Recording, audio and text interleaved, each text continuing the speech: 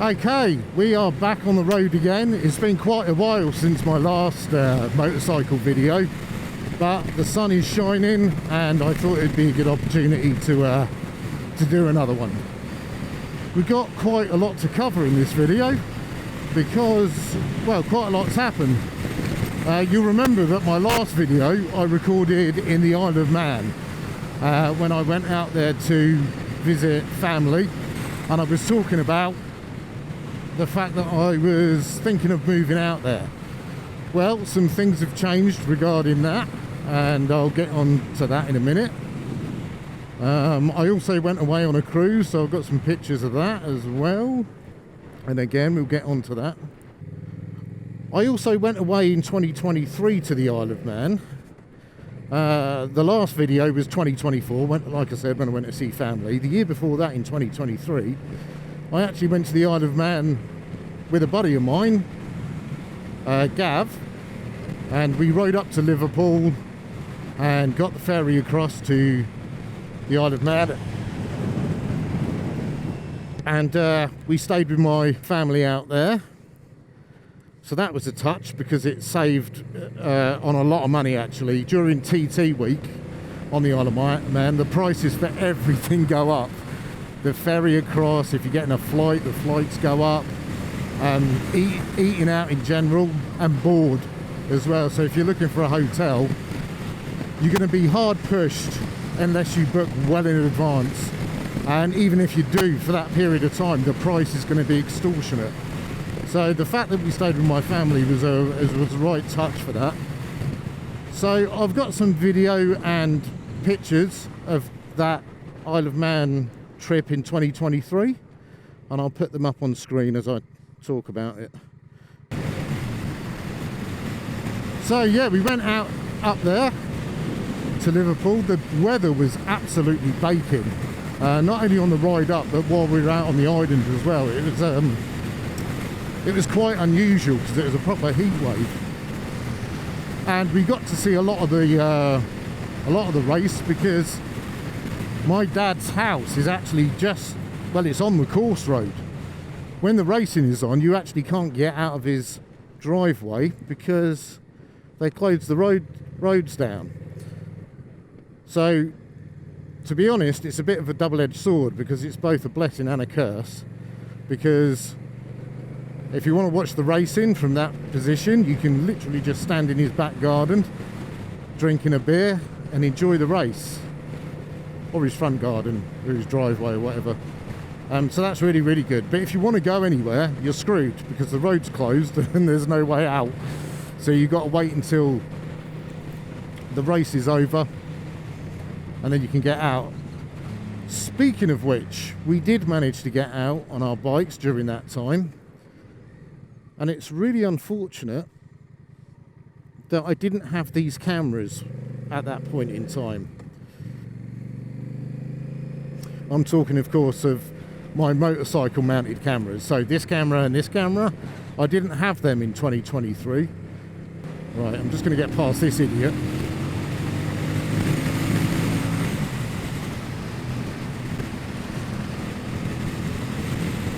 There we go.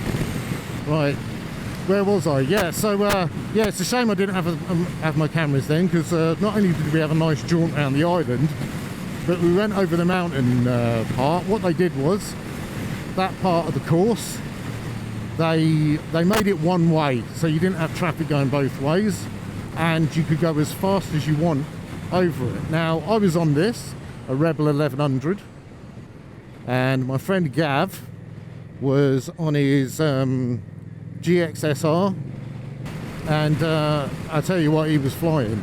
I mean, I was no slouch. I got up to nearly 150 mile an hour across the mountain road, which is pretty crazy on a bike that's got a bat wing on the front and it's got saddlebags on the back. Yeah, so I got up to about 150 before I bottled it and thought, you know. But the riding conditions were perfect. It was really sunny, really dry. In fact, I've got some shots that I took on my phone. Obviously, I didn't have these cameras with me, but I did have my phone. So while I couldn't take any footage of that actually happening, going over the mountain, I did manage to get some pictures of us at the pub that's on the other side of the mountain as you come down. So I'll put those up on screen. So yeah, I'll put some pictures up of the bike zooming past me old man's house. I'll put some pictures up of me and Gav around the island. And I'll get some photos up. I think I've got some photos in Liverpool while we're waiting at the ferry as well. But yeah, just in general, I'll get some pictures up for you to look at of that Isle of Man trip 2023 for the TT, and some of the places we went and all of that good stuff. So with that out of the way, let's talk about me moving. As I said in my last video, let's just let this guy get out of the way. There we go. Yeah, it's called a corner. Come on. Yeah, as I said in my last video, I was heavily considering moving to the Isle of Man. But things have changed slightly because someone I work with, Remy, he is the CEO of Horizon UV, which is the company that I'm working for. He invited me out to go see him. He's currently out in Thailand. Not the mainland, he's on an island, Pha-ngan, and he invited me to come out and visit him for a holiday. The weather was beautiful, the beaches were stunning, and yeah, I really liked it. Now Remy's out there, he's been out there for quite a while now, he's French, but he's managed to move out to Thailand, and I started talking to him about the logistics of doing so. And it looks doable. Now you might be thinking, well, the Isle of Man's beautiful as well. It is, just in a different way. And but there's the economics of it as well to consider. So in Thailand, the cost of living is much lower than England, and it's much lower than the Isle of Man too. I think taxes work out about the same in terms of what percentage you pay at what level of earnings, so you don't really save too much on that front. But the cost of living, so let's go over this. If you're going to buy a place or maybe rent a place, it is cheaper than the UK. It's certainly cheaper than the Isle of Man, but things are really cheap out there. So a good example is energy. In the UK, I think we've got one of the highest costs for gas and electric anywhere in the world. I think we might be the highest.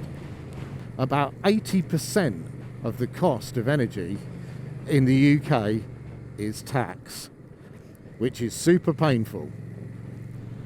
And relative to Thailand, when I asked Remy about how much he sorry, I will be able to speak in a minute. I'm just super aware that we're going 30 miles an hour, for f***'s sake. What is this guy doing? You gonna go?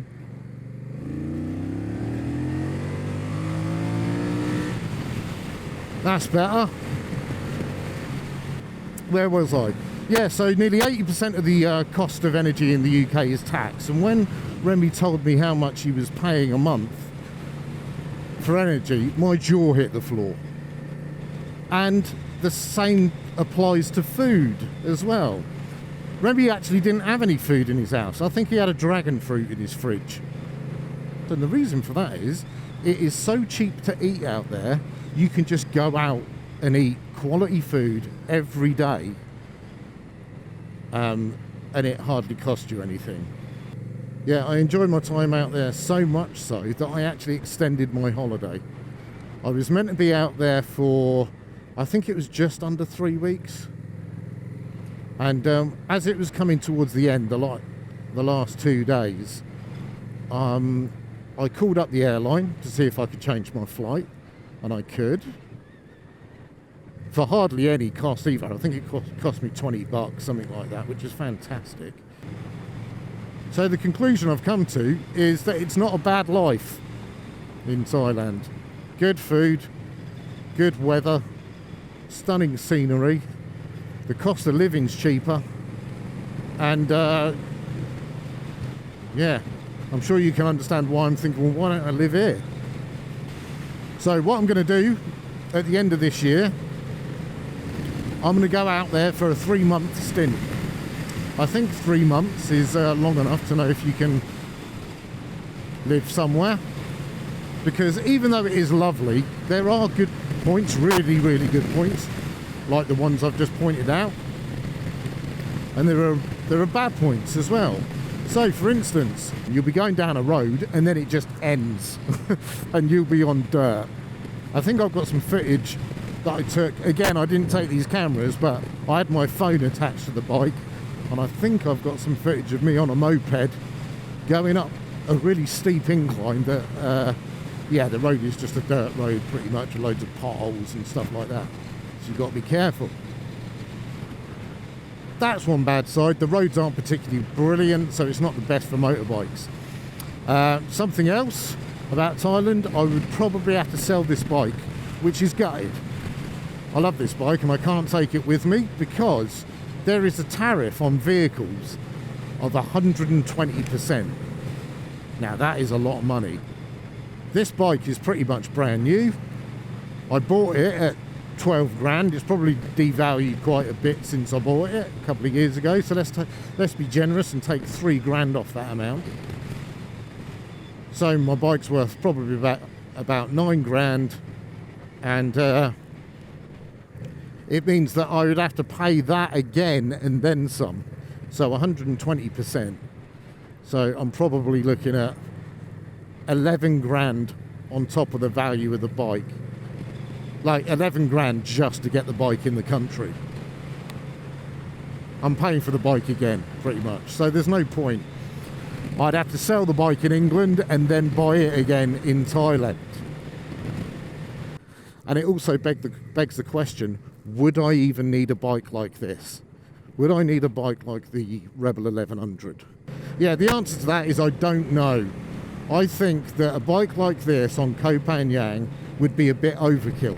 I can't think of anywhere on the island where I'd even, apart from the main road that goes through the middle, I can't think of anywhere where I'd have the opportunity to even get up to 60, 70 miles an hour. So do I need a bike that's capable of going 150? I think that the pros may outweigh all of that stuff. But like I said, I'll find out for sure when I do my stint there at the end of this year or the beginning of next year, and I'll get a real actual experience of what it's like to live there. So what I'm going to do is rent a hotel like I did the last time, and I've got to say, let's speak about that for a minute. When I went out there for this holiday, I booked a hotel and it cost me a couple of $100 for the first 10 days, I think. And it was pretty simple, but it was very clean. So if you imagine a little kind of, I want to say hut, but it wasn't really a hut because it was made of, you know, stone and plaster. Inside you get a bedroom and a bathroom with a shower, sink, toilet. It's also got AC in there. You get a wardrobe and a little bench to sit on, and you get a small little balcony outside the front of the villa as well. You open your front door in the morning and you are looking at the sea because you are literally on the beach. So that was wonderful too. So let's move on. Let's talk about my trip that I've just gone on. I've just got back. I went on a cruise. I've never been on a cruise before, and I went with a friend of mine. In fact, she invited me along. She's a close friend of mine. We've been friends for, well, since we were teenagers. So anyway, yeah, she invited me along. I said yes, and we went on a cruise with MSC, and we were on the MSC Virtuoso, and this ship is massive. I think it holds something stupid like 6,000 people. 1,000 of those people are crew. Yeah, it is actually huge. It's like being on a floating city, basically, because It's got its own strip, its, its own kind of indoor mall. It's even got bars and restaurants and all that type of thing. It's that big that when you go onto the upper deck, it's got a running track that goes round the ship. It's also got a gym, sauna. What else has it got? It's got several pools. On the top deck, it's got a central hub bit that's got a big pool in the middle. And then to the sides of that pool on a deck above, it's got little jacuzzis right near the edge. And you can look off the side while you're in a jacuzzi. And then at the rear of the ship, which is where I was quite a lot, well, deck 15 where the main pool was, you can smoke there on one side. And deck 16, at the rear of the ship, there's a smoking area there with a bar, with a nice bar up there. And it's got jacuzzis either side there as well. So it was quite a magnificent beast, this ship. So we did a Northern European cruise. Oh, he's shifting. He's enjoying himself. Yeah, it was Northern European cruise, and our stops were, so we sailed out from Southampton in the UK. We went to Bruges, and then we went to Rotterdam, which is Holland. And then after that, we went to Cherbourg in France. Bruges was very nice. The day was good, as in the weather. The weather was very nice in Bruges. We had a look round. The architecture was amazing. The only where else did we go? Oh yeah, we went to a chocolate shop, which was very nice. It was like something out of a fairy tale. Picked up some bits there. I'd say the only downside to Bruges was we decided to eat in the square, and let me slow down here. And obviously the main square of Bruges is going to be a tourist trap, isn't it? And they saw us coming a mile off. But it's our fault. We were in a touristy area. Of course they're going to take the piss. We knew that already. So that was Bruges. Then we moved on to Rotterdam. Now, I was up super early the day we were coming into Rotterdam. So as we approached our port, I was already up. And I tell you, we were going down that river for quite a long time. I was pretty ill. After I'd got up on deck, I thought maybe having a bite to eat would sort me out. It didn't, so bad stomach. So that day, I actually went back to bed, and Nicole got up with her little one, and she went into Rotterdam, and I didn't. And I've got to say, I don't feel like I missed out on much, because it was very overcast that day in Rotterdam. I think it rained as well. And it did look nice. It looked like a port city, and it did look very clean. So yeah, that's Rotterdam. At least that was my experience of Rotterdam. Luckily, the next day I felt a lot better. I got up, I had a bite to eat, and I was much more lively. And we'd arrived at Cherbourg in France, and we had a good look around. And I've got to say, I think out of all of them, it was my favourite day. We went to a garden, and it was dedicated to, I don't want to get his name wrong on camera. I will get his name wrong because I can't remember it. But it was a famous dude. I think he might have been a scientist, among other things. And this garden was dedicated to him. I think he might have been a bit of an explorer as well. I think he visited the French colonies all over the world. And that's why the garden is so diverse, apparently. Because it's meant to represent the diverse nature of his travels and collections and stuff like that. So in the garden, you'll actually find a lot of plants and shit from all over the place. So Nicole noticed actually that, there's different types of roses and lilies and all that kind of stuff. So yeah, I really enjoyed the garden. Got a couple of shots there of me and Nicole dicking around. Got one of me throwing up gang signs in front of a shrub, and my mum said, "Lovely photo." Nicole's got a great one where it looks like the fountain's coming out of her gob. We got a couple of shots in front of some nice flowers that look like a 90s album cover. So yeah, that was cool. The gardens were really interesting as well, because not only did you have the natural beauty there, there was actually a tower in the middle of it. You couldn't go in, unfortunately, because it was dilapidated. The stairs had sort of like crumbled and fallen away, sort of like the spiral stairs inside. But that was a nice little slice of history, and all the houses and buildings around the garden were very old, very interesting. So yeah, that was really cool. Then we moved out of the garden and went to a church, and again, I do not want to say the name of the church because I will definitely get it wrong, so I'll put it on screen. Thank God for that. Here we go. And it was an amazing church. It was so beautiful inside. The lighting was really cool as well, kind of like ominous actually, kind of creepy, but the statues inside and the scenes they were depicting and stuff like that was absolutely stunning. And just walking around the town in general, it felt like a very sleepy town. In fact, in many respects, it felt a little bit run down, some of the houses, and it did make me wonder whether COVID had killed a lot of the tourism there and, you know, didn't recover, or people had just sold their houses or whatever. So yeah, Cherbourg was absolutely wonderful. But yeah, all in all, very enjoyable. Like I said, hopefully I'll put the photos up as we're doing it. And I think we can call that a wrap for this video. And yeah, hopefully I'll do another one soon. I'm going to the Isle of Man again next month.